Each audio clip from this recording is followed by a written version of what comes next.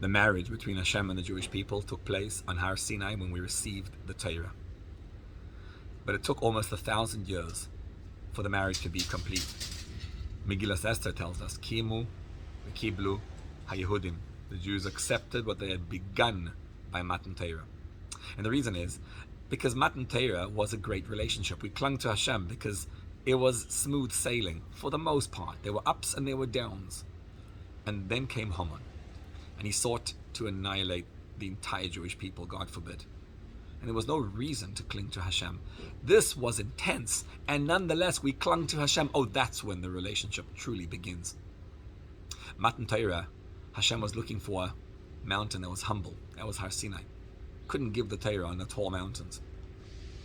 Those tall mountains are known as Harei Boser, the broken mountains. Shlomo HaMelech calls them in Shir Hashir. And he says, yeah, broken mountains you can't ride on. Hashem can't give the Torah there. But when the Purim story happened, oh, that's the broken mountains. Now things go wacky. How do you ride a regular mountain? You go on a horse and you ride. Horses are great tools for riding a mountain for human beings. But those tall mountains with the cliffs, only deers and gazelles can ride them. Says Shlomo HaMelech in Shir Hashir,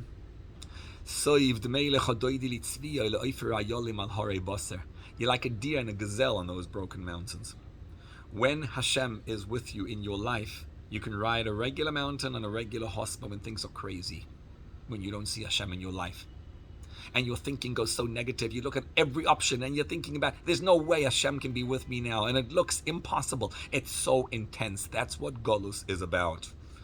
And Hashem says, at those times, you never would think to ride a gazelle if you're a human being, but you have no choice. You're on him.